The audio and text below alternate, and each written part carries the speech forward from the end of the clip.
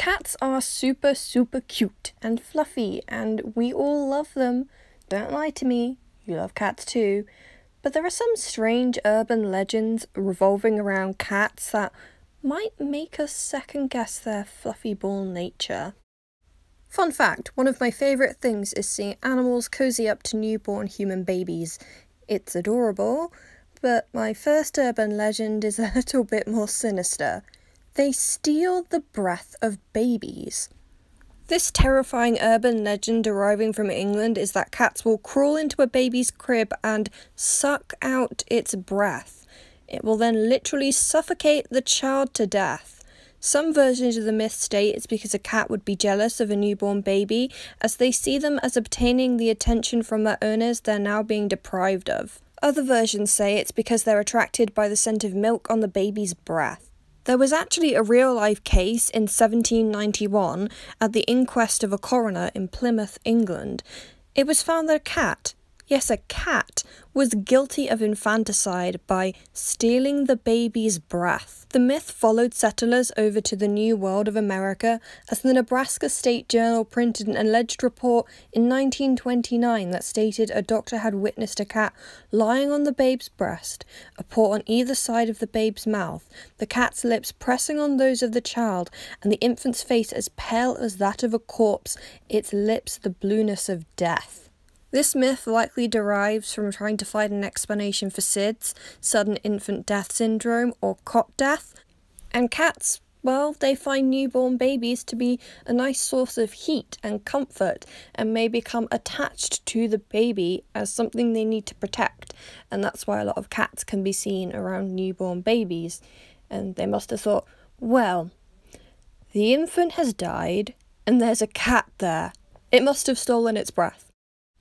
There were 2 cats of Kilkenny, each thought there was 1 cat too many, so they fought and they fit and they scratched and they bit, till, accepting their nails and the tips of their tails, instead of 2 cats there weren't any.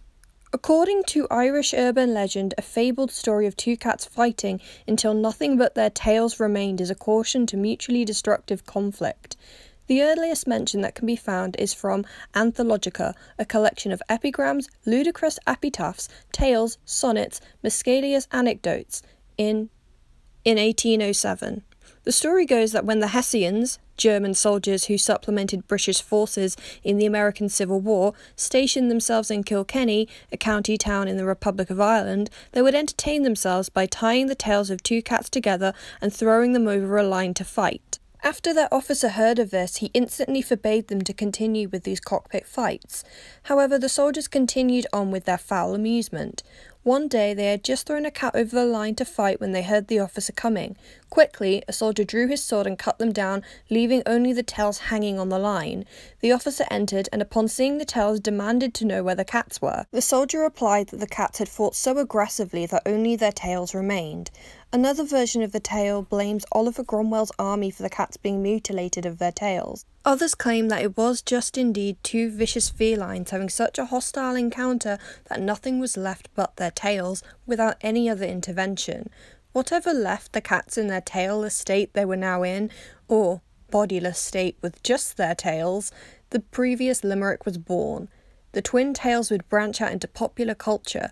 They appeared in the British magazine Punch in 1896 with the caption, "I'll leave them alone, they'll fight to the bone and leave naught but their tails behind 'em." The tale is most likely an allegory for power being all-consuming when used in mutually destructive fights. Literally. Within medieval Irish law, giant burrowing cats, known as the, hang on, I'm just going to butcher this word, the Banghaich Gidheach, ruled over the Kilkenny region. What we can gather from this urban legend, aside from possible its moral implications, with an allegorical theme, well, there are giant cats in Ireland and they will fight so ferociously that neither of them will be left, just their tails.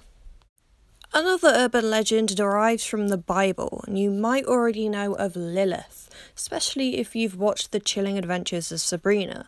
Now, Lilith was actually a biblical figure. She was the first wife of Adam before Eve, but she refused to submit to him, and so she was kicked out of the Garden of Eden. First mentioned in the book of Isaiah, which referenced a much older demonic figure from Hebrew folklore. According to some Sephardic Jews, Lilith was also known as El Brusha, a demon who eats babies and can take the form of a giant black cat. She loves newborns and will stalk them in the night, and then in a very vampire-esque style, she will drain them of every drop of their blood. So, black cats are actually scorned women who wish to take vengeance. For this urban legend, we're heading back to Ireland and parts of Scotland. There is, again, an oversized black cat with a white patch on its chest called the cat Sith. I don't know if it's pronounced that way, we're just going to call it a cat Sith. According to the urban legend, the cat Sith prowls around at night looking for souls to steal, and therefore at wakes and funerals, catnip would be put out to distract the cat and loud music would be played to try and deter the cat from getting anywhere near the corpse, before it was, buried and therefore safe. Also, fire was never burned near a corpse, so if a corpse was laid out in a room with a fireplace, it would never be lit, because cats love warm fireplaces, and what if the Sith cat found this nice warm fireplace and then realised there was a body nearby with a soul still inside it? Unlike many of the other cats in Irish and Scottish folklore, yes, it's oversized, but it's not as big as, say, the Kilkenny Cats. It's only about the size of a dog. However, it's secretly a witch who can turn into a cat, but she can only do it 9 times before she's stuck in the cat form forever. It wasn't always such a bad cat though. Each year on the Gaelic festival of Samhain, sometimes pronounced Samhain, but more commonly known as Halloween, if you left a saucer of milk outside of your house, she would bless your house. That's really nice of her actually, but if you didn't leave a saucer of milk out, she would curse you, your house, and all of your cow's milk would dry up and go sour. Within Ireland, Scotland, and England, black cats with white patches come up more than once. In the British fable The King of the Cats, a sexton, a person who looks after a church and a graveyard, who was digging a grave, or in some versions he's just walking down the road, sees 9 black cats with white spots on their chest. With them they're carrying a rather small cat-sized coffin with a crown on it. One of the cats speaks to the man and tells him to tell Timmy Tildrum that Timmy Tildrum is dead. The flabbergasted man runs all the way home and tells her the news. Meanwhile, their house cat is constantly trying to interrupt his story with meows. The couple ignore him and they continue to discuss this very weird event that just took place. Cats are talking and they need him to tell Timmy Tildrum that Timmy Tildrum is dead. He asks his wife if she knows who Timmy Tildrum is so he can tell Tommy that Timmy has in fact died, and the cat in their house cries out in the king's English, "What? Old Tim dead? Then I'm the king of the cats." At this point, the house cat, who is named Old Tom, scrambles up the chimney and is never seen again. If you were living around the medieval times, you may believe that cats were the personal soul courier ferrying spirits to hell. There were 3 hairs on the tip of a cat's tail, and it was said to be the devil's hairs, which made cats to stay up throughout the night when Christian creatures should be asleep.